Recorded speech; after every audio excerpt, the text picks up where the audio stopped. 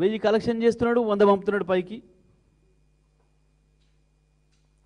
100 పైకి పంపిస్తే వాళ్ళు ఆడికే సంతృప్తి పడి కొనసాగిస్తున్నారు. నెలకు 1000 కోట్లు ఏమో ఈయన సంపాదిస్తున్నాడు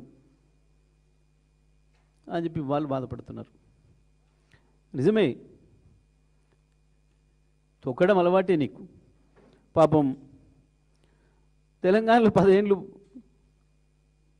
అంతకుముందు 20 ఏళ్ళు 30 ఏళ్ళు వాళ్ళకి జ్ఞానం తెలిసిన కానించి పాపం ఆ 3 రంగుల జెండా కాంగ్రెస్ జెండా పట్టుకొని తిరిగిన బట్టి కావచ్చు, ఉత్తమ్ కావచ్చు, పొన్నం కావచ్చు, దామోదర్ రాజనరసింహ కావచ్చు, శ్రీధర్ బాబు కావచ్చు, కోమటిరెడ్డి సోదరులు కావచ్చు, అందరిని దొక్కే పిసిసి తెచ్చుకున్నావు.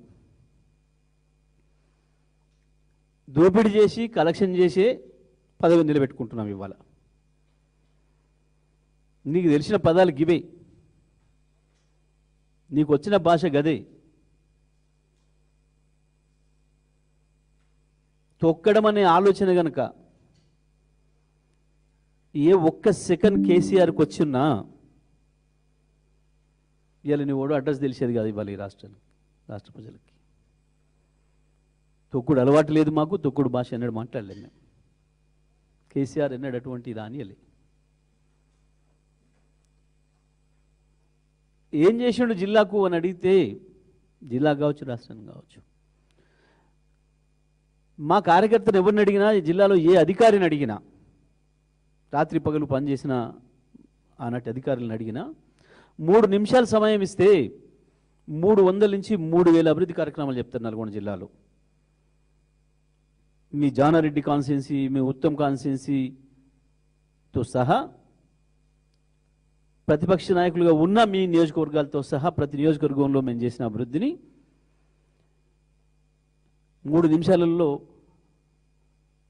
300 నుంచి 3000 కార్యక్రమాలు చెప్పగలుగుతారు. కానీ రేవంత్ నీకు నీ మంత్రులకు ఎవరికైనా అవకాశం ఇస్తే 3 నిమిషాలు కాదు, 3 గంటలు ఇచ్చినా, 30 రోజులు ఇచ్చినా ఒక్కటి చెప్పగలుగుతారా మీరు?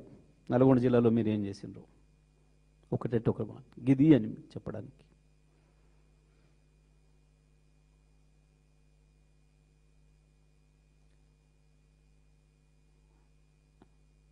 అవే దుర్మార్గపు మాటలు.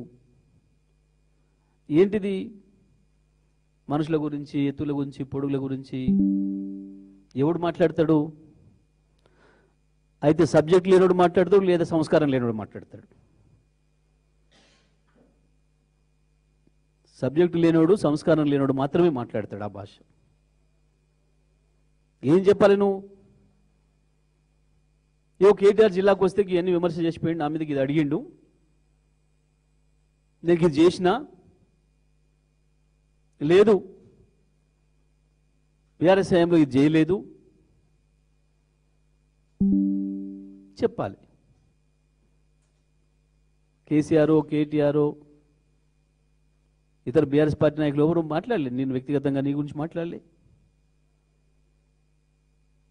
నీ ఎత్తుపొడుగుల గురించి, నీ గొంతు గురించి మేము మాట్లాడలే. మాట్లాడమ్మా, నువ్వెంత దిగజారినా నీ సంస్కార స్థాయికి మేము దిగజారం.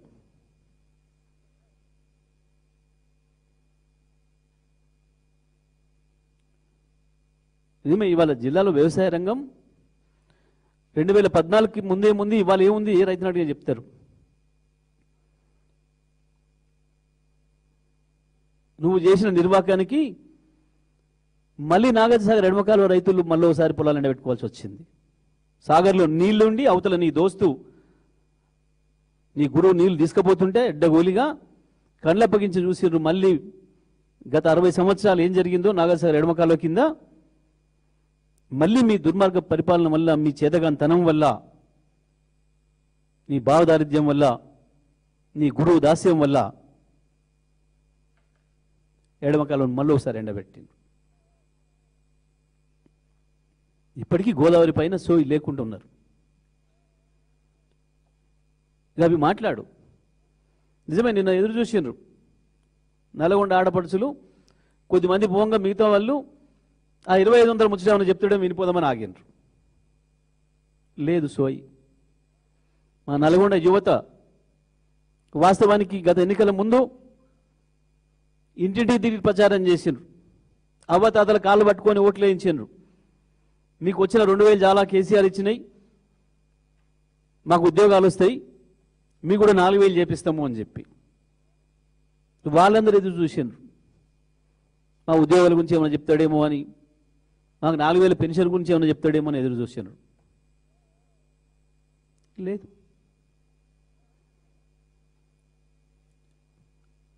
₹1000 ఇస్తానన్న మాట నిలబెట్టుకుంటాడేమో, ఏమైనా చెప్తాడేమో మా ఆటో కార్మికులు, మా రైతు కూలీలు ఎదురు చూసిరు. లేదు.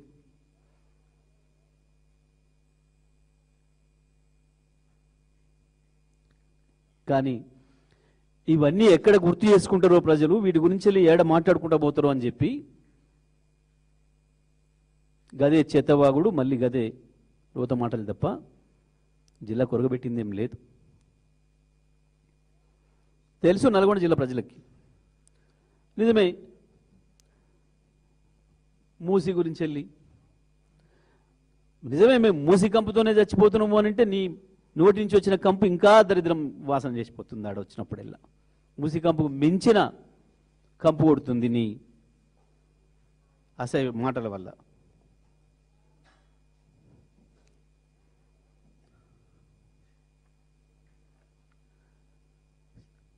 సో దేనికి వస్తావు? ముఖ్యమంత్రి అంటే పర్యటనలు దేన్ని పెడతాడు? ప్రజలకి ఏం చెప్తాడు? ఏం సందేశం ఇస్తాడు?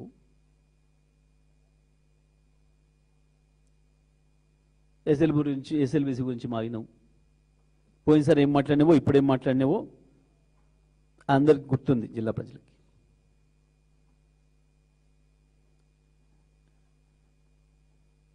రేవంత్ రెడ్డి, నువ్వు నల్గొండ జిల్లా ప్రజలకు క్షమాపణ చెప్పాలి. నువ్వు చేసిన ద్రోహానికి, నువ్వు చేసిన మోసానికి.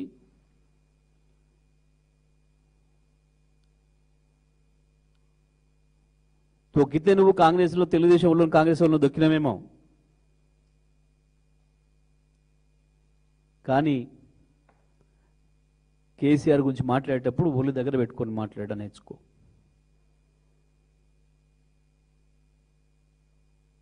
కేసీఆర్ తొక్కాలనుకుంటే ప్రభుత్వంలోకే రావాల్సిన అక్కర కూడా ఏం లేదు.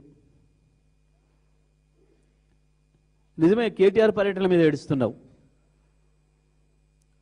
ఒకసారి కేటీఆర్ వెనుకబడిని సిఐడిల వీడియో పెట్టుకో, తెలుస్తుంది ప్రజలు ఎట్లా ఆదరిస్తున్నారు.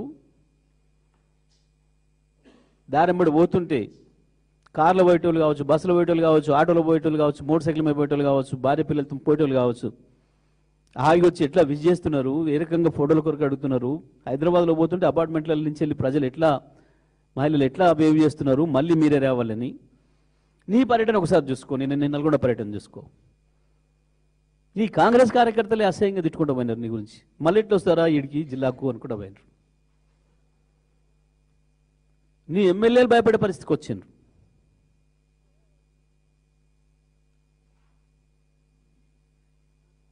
నీ మీటింగ్ రావడానికి నీ సొంత పార్టీ ఎమ్మెల్యేలు భయపడే పరిస్థితికి వచ్చిండ్రు. గాలం దొక్కుతామేమో కానీ బీఆర్ఎస్ సైనికుడిని ముట్టుకోవడం నీ తరం కాదు, నీ తాత తరం కాదు, గుర్తుపెట్టుకో.